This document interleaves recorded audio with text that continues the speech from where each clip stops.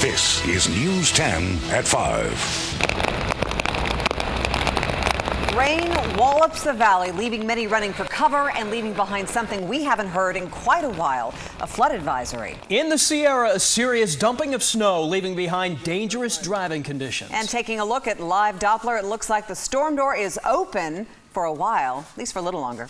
From flood advisories to rock slides to downright downpours, it's been a day where we've seen most everything fall from the sky. And while we know the rain and snow is much needed, it seems like maybe it could be spread out a little bit more. We have live team coverage tonight on this latest winter blast. George Warren is live in El Dorado County with a look at conditions there. There's Gabriel Rojas in San Joaquin County, where folks there really need the rain. Patrick Walker spent the day in the Sierra. He's got the latest from Blue Canyon. But we begin with the woman of the hour, Chief Meteorologist Monica Wood. She's in the HD Weather Center with current conditions. We're still seeing areas of rain come through the valley, and some of those lines are still intensifying. We can expect that through about the next hour, and then everything will start to die down. But looking at the latest imagery from live HD Doppler 10 radar, you can certainly see a very active pattern throughout the valley. We've seen a lot of storm cells move through the northern San Joaquin Valley just now. Looking at Turlock getting some pretty good downpours, as well as right near Waterford. As we head towards Highway 26 near Linden, just off to the east near Wallace, and spreading its way southward, some pretty good cells moving through there.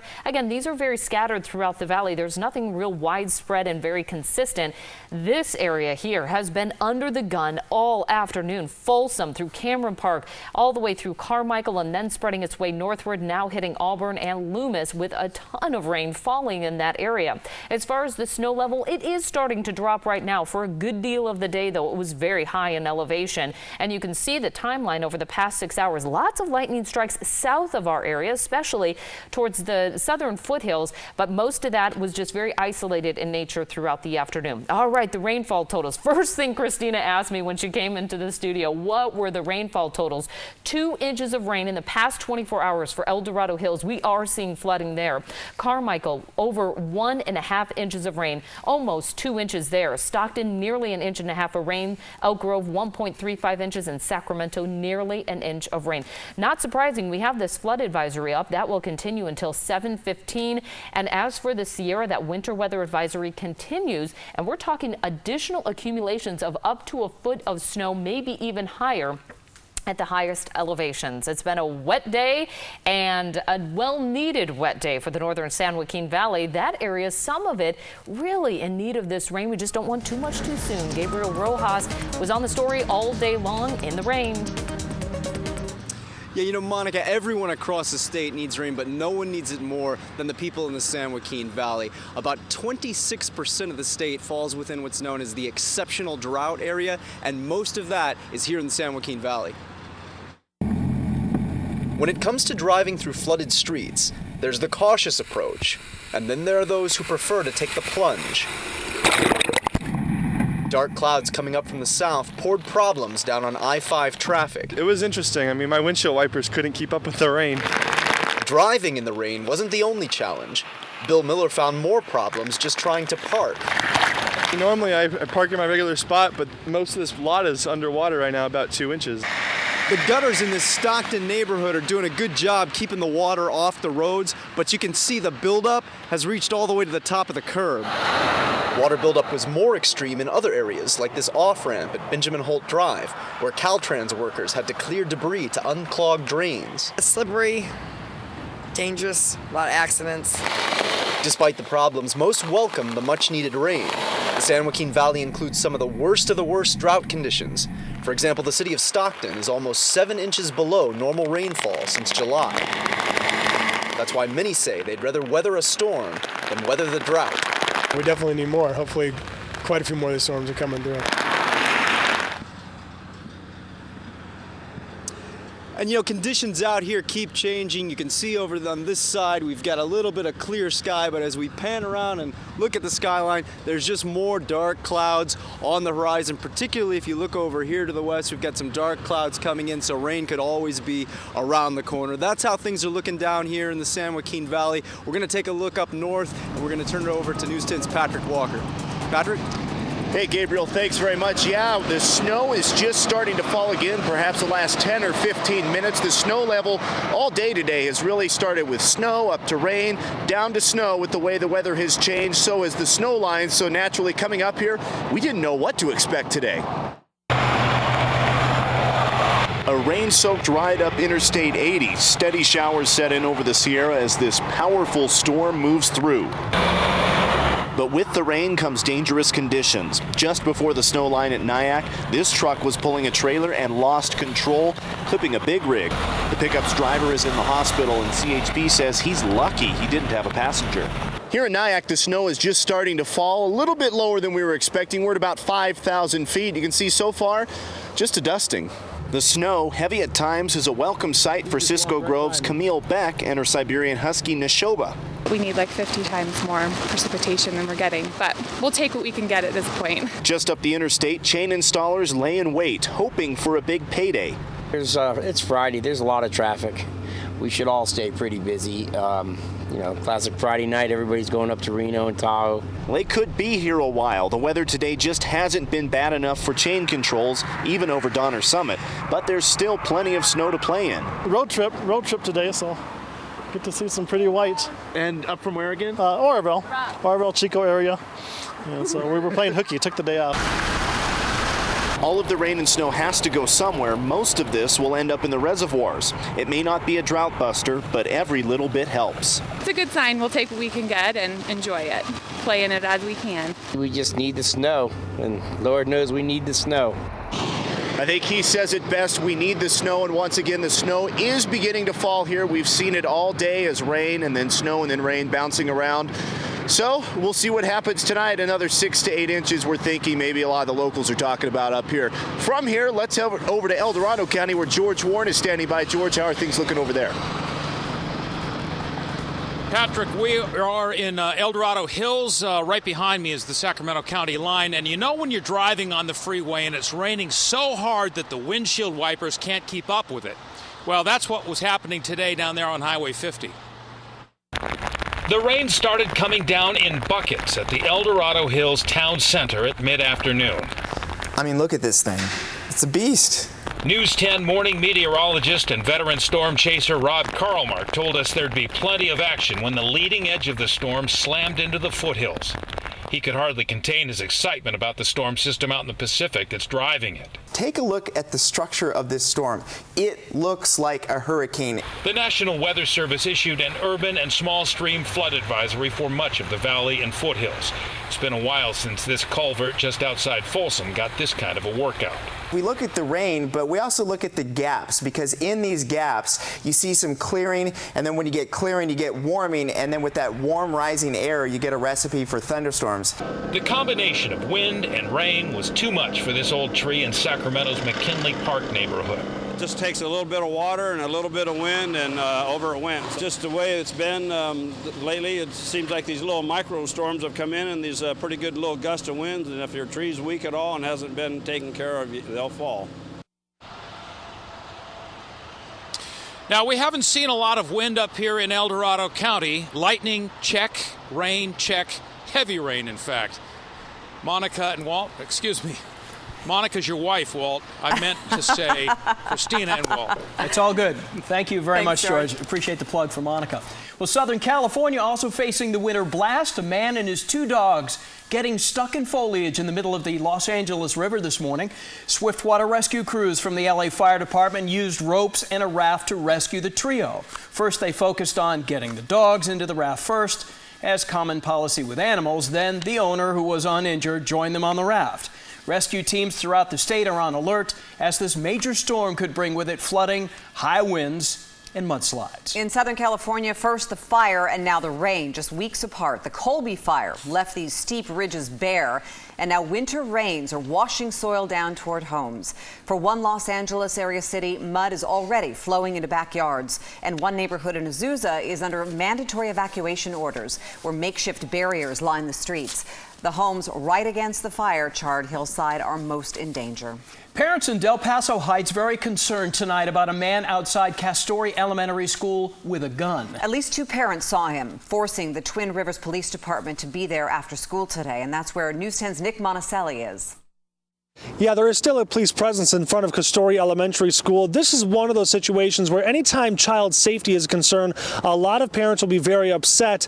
This technically didn't get to that level, but it certainly could have. This is how things started. Yesterday morning, 2 parents got into a fight in front of the school. One of them pulled alongside of another one and blocked them in, preventing them from leaving. That parent who was blocked honked the horn. The other driver got pretty irate and, according to a witness, took it a little too far. He decided that he was going to threaten to shoot people and threaten, all kinds of profanities that he was screaming, and go to his trunk, remove a pistol from his trunk right in front of the school and put it in his waistband. So that parent was back out here this morning, and that's where, again, parents got very concerned. They called the principal, they called the school district, and they got enough officers out here. In fact, the principal here at Castoria Elementary told me they brought that student into the office, forcing the father to come into the school. Unfortunately, what they didn't know until afterwards is that the student's actually a part of an after-school program, so the father wouldn't be here until about 6 o'clock. So again, no active threat against the students here at the elementary school, but parents were concerned, and rightfully so. Police do know who the father is, but they are asking anybody with any information to give them a call anyways. That number is 566-2770. In Del Paso Heights, Nick Monticelli, News 10. Big thanks. They're going to talk to the father as soon as they can. Charges aren't likely, but there will be a stern conversation, we're told. Well, the worst kept secret in California politics is now out. Jerry Brown, the longest serving governor in state history, will seek an unprecedented 4th term. News 10 political editor John Myers joins us. Any reason the governor has waited so long to make this announcement? If we all expected it. We all expected, we all wanted it, because governing is a lot better than campaigning. When you're talking to the voters, they want to see you as the governor. And Jerry Brown's campaign, I think, for this record-breaking 4th term will, for as long as possible, be no campaign at all. The governor clearly believes governing, not politicking, is the path to victory when he starts out with what looks to be a sizable advantage over everybody who might want to knock him off. The governor and First Lady Ann Brown made a quick dash today into the elections office in Oakland, Brown's hometown. A quick payment of his registration fee, and a document later it was official. Jerry Brown's name will appear on another California ballot, 40 years, in fact, since his first campaign for governor in 1974. Brown sounded much like the man who returned as governor in 2010 today, choosing to focus on the issue of the state budget. Most retiring governors leave big deficits. To the extent that I can possibly avoid that, I will. I intend to be known as a governor that kept California's finances in very strong shape. Now, Brown's competitors are major long shots. Republican Assemblyman Tim Donnelly from San Bernardino County and former U.S. Assistant Treasury Secretary Neil Kashkari. A few other, even more dark horse candidates look to be ready to run, but Jerry Brown's job approval numbers are very high at this point. And Walt and Christina, you look at the polling, a third of Republican voters in one of those recent polls support Jerry Brown's job as governor. And I think also his 2014 prospects are strengthened by the fact of him being the guy who says no to the Democratic legislature. So he's in a very good position. So we may not even see advertising or anything public in this race? Well, think about this. Jerry Brown won in 2010 by campaigning at the last minute against a woman named Meg Whitman, who spent a whole lot of money. If he wasn't going to campaign till the last minute, then these guys are probably not going to draw him out for a while. But he's got big questions to answer about the future of the state and his own priorities. Okay. Thank you, John. Tom. Now to the crisis in Kiev. The president is warning Russia, don't interfere by military in the unstable situation in Ukraine. U.S. officials believe Russian military forces have landed at a base in Ukraine's Crimea region. The president says there will be cost to any intervention. Any violation of Ukraine's sovereignty and territorial integrity would be deeply destabilizing, which is not in the interest of Ukraine, Russia, or Europe. A senior administration official says the White House is considering not attending the G8 summit in Sochi, Russia this June if Russian troops are in the Ukraine and remain there. Well, the response on our Facebook page was overwhelming. Tonight, News 10 investigates what happened to a cat stuck in a tree for days. A group sneaks cameras past security into the U.S. Supreme Court, recording video of oral arguments apparently for the first time. And how's this for a change? Instead of paying to have a tree removed, one local woman actually made quite a bit of money from a company that ripped up her palm tree. If you're one of our fans on the News 10 Facebook page, you may not have, or you may have seen this hot topic this week, a cat stuck in a tree in Oakdale. It certainly caught us by surprise, the huge debate over what could or should be done to rescue a cat in a tree. So here's the cat. Her name is Gemini. She was in the tree for several days. Her owner was very disappointed that Oakdale Fire didn't come out to rescue the cat. This morning, everything took care of itself. A strong wind blew Gemini out of the tree to the ground. I screamed and I ran immediately over to the neighbor's yard to go get her. Because when she fell and hit the ground, I just heard it. I didn't see her fall, so I honestly thought I was going to go pick up a dead cat. Maybe it's part of the 9 Lives insurance program, but Gemini survived. Just a few bruises, no broken bones. She'll stay with the vet in Oakdale for a couple of days just to make sure there's not any serious issues. Well, there is a very good reason for that big patch of dirt in front of this yard of this Tracy home. That's where a huge palm tree was removed this week, and it was taken to the Bay Area to be placed at the toll plaza of the Bay Bridge.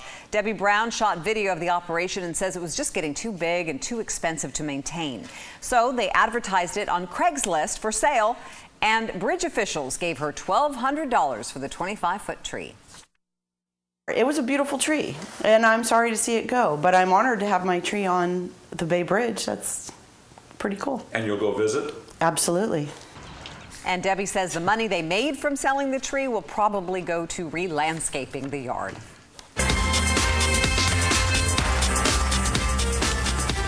Well, go ahead, show us your moves. These guys are the president and vice president. Why the First Lady is asking you to join in too. All right, and we're continuing to track some showers becoming heavy at times throughout the valley, especially east of the valley. I'll tell you what you can expect and when to expect it through tonight. Boy, it was tough to do just about anything outside today. You were almost assaulted by the rain. A beat down. Yeah. Not an umbrella couldn't even keep you dry. No. I felt like I was soaked when I got into work, as I'm sure many of you were if you had to be out and about running those errands. Live look at Doppler radar right now. We're still looking at a tremendous amount of activity reappearing on Doppler. Every now and then we'll see it die down, but then these cells redevelop. Still looking at a pretty impressive cell east of 99 heading towards Waterford, and it is pretty much a steady northward movement here. Right along Highway 26, just east of Linden, still looking at that cell producing some heavier rain. And as we make our way up to the north here, Forest Hill stretching all the way back to the west, just north of Auburn. Pretty good moderate rain occurring right now, and at least Folsom and El Dorado Hills getting a break because it was just centered in that area earlier today. Areas of snow continue to fall in the Sierra, and a great look at Kirkwood. It is near whiteout conditions on many of the slopes. This is our live look at Blue Canyon, where we are seeing snow level finally starting to fall here, and it will continue to fall throughout tonight, staying at about 5,000 feet, but it's really been back and forth here over the past 12 hours or so, up and down the hill. But you can see that traffic moving pretty smoothly, but it's going to be a slow drive up there because more rain is on the way. The impressive low continues that counterclockwise circulation off the coast, feeding us with moisture all the way into Southern California with mudslides occurring there. Haven't seen quite that activity here, but a lot of rain. We're at 55 degrees for Sacramento, 56 for Stockton and Modesto, and Marysville at 53. Lake Tahoe finally at about the freezing mark at 34. Highs today reaching near 60 for the valley, 45 for South Lake Tahoe. So it's been rain pretty much in the Tahoe Valley today. Looking at the News 10 weather quiz, what is the greatest 24-hour rain total in February for downtown Sacramento? It is an impressive 3.54 inches. We've had about 0.8 of an inch since yesterday. Some areas getting much more, that being El Dorado Hills with nearly 2 inches of rain. Throughout tonight into early tomorrow morning, the focus becomes much more into Southern California. We'll see some lingering showers for the Tahoe Basin, and then that really takes us all the way through early Sunday, where we see continuation of at least the chance for some light showers to wrap us up for the weekend. Here's a look at the Tahoe Basin forecast for tonight. We'll drop into the 20s again, snow level down to about 5,000 feet. Lower elevations, it's all rain through tonight into tomorrow. Some flurries all the way through Sunday. More rain and snow possible next week. We're going to add to those totals. Most resorts reporting about a foot of snow. 57 degrees for San Francisco tomorrow, as well as Fairfield in the northern San Joaquin Valley. Warming back to about 60 degrees after we hit those highs today, only in the upper 50s. We're in the mid 50s to right around 60 degrees throughout the Sacramento area. And as we take a look at the 7-day forecast, this is the type of forecast we are used to this time of year. This is really not an anomaly. This is a pattern that usually happens. It's just nice to finally see winter arriving just as it's officially ending in a couple weeks. I know usually it's January, February, March. We have just, such a bulk of rain during that time. March can be a soaker. We need it. All right. Excellent. Thank you very much. Well, for only the second time in history and for the first time in nearly 80 years, cameras rolled inside the Supreme Court. How did someone smuggle a camera past security? We'll take a look at the only 2 known photographs of the U.S. Supreme Court taken while the justices were in session. The black and white isn't in effect. These photos were taken when cameras were smuggled into court in the 1930s. Now, here is this, a clip uploaded to YouTube in true troll vernacular under the username SCOTUS Pwned. A group apparently managed to sneak cameras past security, using them to record what's believed to be the first video of the Supreme Court of the United States in session. Well, First Lady Michelle Obama wants you to show off your moves, share them online to celebrate 4 years of the Let's Move Healthy Living initiative.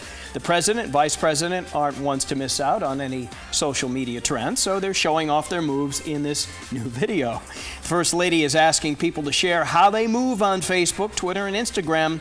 Make sure to use the hashtag Let's Move. All right. A sitcom on the way. I think the only people that will be moving tonight will be in their house. It's not going to be much outside movement. Oh, I hope not anyway. Some folks will have to get out and about, but watch out for some localized flooding with that flood advisory still in effect until 7:15 tonight. Areas of rain redeveloping along a very active pattern, which is still offshore, feeding us with areas of rain for the valley and snow for the Sierra. Snow level now down to about 5,000 feet. It's going to be a messy night tonight all through early tomorrow morning. At least we'll see some breaks in there. All right. Good night to ride it out at home. Watch the Kings and Lakers. Just play it safe tonight. Yeah, absolutely. Okay, thank you very much for joining us tonight. We'll see you for News 10 at 6. Diane Sawyer's next with World News.